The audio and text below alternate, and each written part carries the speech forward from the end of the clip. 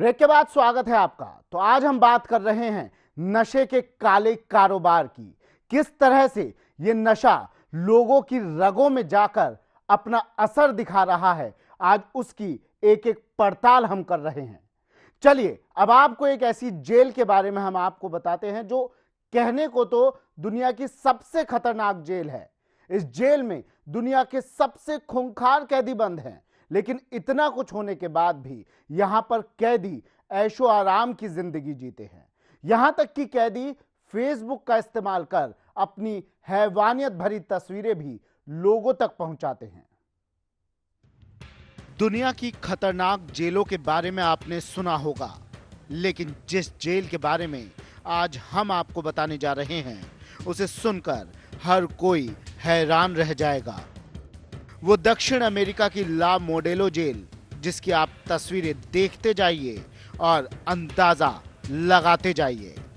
हर तस्वीर आपको झकझोर कर तो रख ही देगी, साथ में जब आप इस जेल के कैदियों की हैवानियत भरी दास्तान सुनेंगे तो आप खुद ही हैरत में पड़ जाएंगे। दक्षिण अमेरिका की ला मोडेलो जेल दुनिया की सबसे खतरनाक जेलों में से एक है। यहाँ के कैदियों के खुद के फेसबुक अकाउंट हैं, जिन पर वो जेल की फोटो डालकर वहां की खौफनाक सच्चाइयों को लोगों के सामने सरेआम जग जाहिर करते हैं। इस जेल में बॉक्सिंग, नशा, लड़कियां और तमाम तरह की अवैध चीजों का खुलेआम धंधा चलता है। जो तस्वीरें आप देख रहे हैं ये कैदियों ने अवैध फोन का इस्तेमाल कर जेल के फेसबुक पेज पर अपलोड की हैं। इस फोटो में आप देख सकते हैं कि ये कैदी कैसे खुलेआम नशा यानी गांजा पीने की तैयारी कर रहे हैं। ड्रग्स को केले के छिलकों तक में छुपाया जाता है। कैदी अपना काफी वक्त टीवी देखते हुए भी बिताते हैं। ज्यादातर कैदी अपने गैंग के पास ही बैठते हैं। जेल में कई गैंग्स ने अपना कब्जा जमाया हुआ है। ला मोडेलो जेल को 1958 में बनाया गया था, लेकिन निकारागुआ के भ्रष्ट प्रशासन के चलते इस जेल की निगरानी में हमेशा कोताही बरती गई। इस तस्वीर में कैदी टीवी का आनंद लेते हुए ला मोडेलो के फेसबुक पेज को एक कैदी की बहन ने बनाया था। ला मोडेलो के फेसबुक पेज को एक कैदी की बहन ने बनाया था। वो चाहती थी कि इस जेल में होने वाली काली करतूतें सारी दुनिया देखे। इस कैदी को जेल के गार्ड द्वारा बुरी तरह पीटा गया है। चोट के निशान साफ देखे जा सकते हैं। इस जेल की हर 15 गुना पंखोली में 8 कैदी रहते हैं। यहाँ के कैदियों को खाना बेहद खराब परोसा जाता है। कई बार कैदियों के परिवार वाले भी उनसे मिलने पहुंचते हैं, लेकिन चौंकाने वाली बात यह है कि जेल के अंदर कई लड़कियां जिस्म फरोशी का अवैध धंधा भी करती हैं। यहाँ के कैदी नारकीय जीवन जीने को मजबूर हैं। Special desk, India crime. देश भर में नशे का कारोबार तेजी से फल फूल रहा है। मोटी रकम कमाने के चक्कर में ड्रग्स माफिया युवाओं को नशे का आदी बनाकर उसे खोखला कर रहे हैं, उनकी जान से खिलवाड़ कर रहे हैं। एजुकेशन सिटी में भी छात्र नशे के आदी हो चुके हैं। वहीं गृह मंत्रालय की रिपोर्ट की बात करें तो नशे के मामले में यूपी दूसरे नंबर पर है तो पंजाब पहले नंबर पर।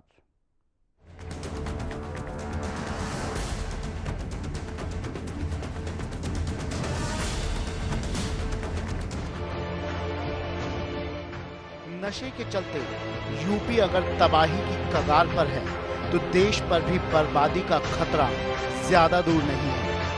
हम आपको इतिहास की ओर ले चलते हैं। यूपी के ज्यादातर वही इलाके नशे की चपेट में हैं जो दिल्ली और पंजाब के आसपास है। ये भी कहना गलत नहीं है कि आतंकवाद की शुरुआत भी पंजाब से ही हुई थी। ऐसा नहीं है कि ये महज ड्रग्स का मामला है, बल्कि ड्रग्स के जरिए देश को खोखला करने की साजिश हो रही है।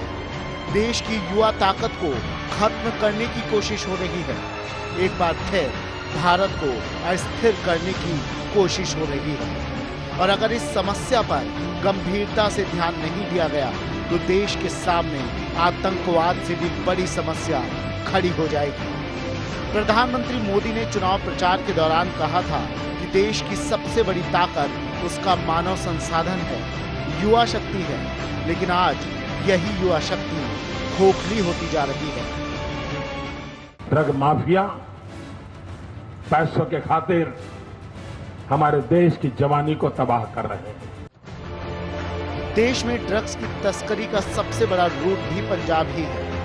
आतंकियों को फंडिंग के लिए ड्रग्स के कारोबार को मुख्य जरिया बना दिया गया है। ड्रग्स की तस्करी के इस नए पैटर्न ने सुरक्षा एजेंसियों के भी होश उड़ा दिए हैं। पाकिस्तान और अफगानिस्तान से मादक पदार्थों की खेप हर साल तेजी से बढ़ रही है। नारकोटिक्स अधिकारियों के मुताबिक नारकोटिक्स में सबसे ज्यादा तस्करी चरस और हेरोइन की होती है, जिसका मुख्य केंद्र भारत पाक सीमा है और इसका ज्यादातर हिस्सा पंजाब के इन्हीं नशा प्रभावित जिलों से आता है। वहीं इतिहास के थोड़ा और पीछे चलें तो पंजाब की सबसे बड़ी ताकत उसकी एग्रो इकोनॉमी होती थी। देश के दूसरे हिस्सों से लोग पंजाब के इसी सेक्टर में रोजगार के लिए जाते थे। तो क्या पंजाब एक बार फिर से 84 के दौर में वापस लौट रहा है? उस वक्त भी आतंकियों ने पंजाब को बर्बाद कर दिया था और इस बार नशे के जरिए फिर एक बार उसी दौर को वापस लाने की साजिश हो रही है। और वर्तमान हालातों को देखते हुए कहा जा सकता है कि हमारे देश के सामने सबसे बड़ा खतरा है। पहले से ही नॉर्थ ईस्ट के कई प्रदेश बड़ी समस्याओं से घिरे हैं। इसके साथ ही अब ड्रग्स ट्रैफिकिंग कॉरिडोर पूरे देश में बनता जा रहा है। गृह मंत्रालय के आंकड़ों के मुताबिक साल 2013 और 14 में देश भर में मादक पदार्थों की तस्करी से जुड़े 34,684 मामले सामने आए हैं। इनमें से सबसे अधिक मामले पंजाब से हैं। वहीं यूपी दूसरे नंबर पर है। मादक पदार्थ नियंत्रण ब्यूरो ने देश में 2010 से 2013 के बीच 4,77,850 किलोग्राम नशीले पदार्थ जब्त किए, जिसमें हेरोइन, गांजा, मॉर्फिन, चरस, अफीम, कोकीन शामिल हैं। देश में 2013 में मादक पदार्थों की तस्करी से जुड़े 22,516 मामले सामने आए हैं, जबकि 2014 में ऐसे 12,168 मामले दर्ज किए गए थे। बात करें 2011 से 2014 के दौरान बरामद ड्रग्स के आंकड़ों की, तो पंजाब में 380 लाख किलो ड्रग्स, मिजोरम में 474 लाख किलो ड्रग्स, मणिपुर में 90 लाख किलो ड्रग्स और असम में 27 लाख किलो ड्रग्स, यूपी में 20 लाख किलो ड्रग्स और नागालैंड में 42 लाख किलो ड्रग्स बरामद की गई। Special desk, India crime.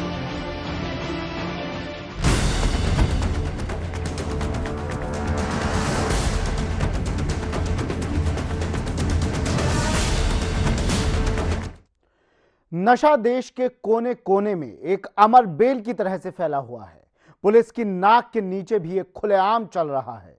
जेलों में भी इस पर काबू नहीं पाया जा रहा। तो आज की हमारी इस खास पेशकश में बस इतना ही। कल फिर होंगे हाजिर अपराध की एक और कड़ी के साथ। अपना ख्याल रखें, होशियार रहें, देखते रहें इंडिया क्राइम, क्योंकि मकसद डराना नहीं, बचाना है।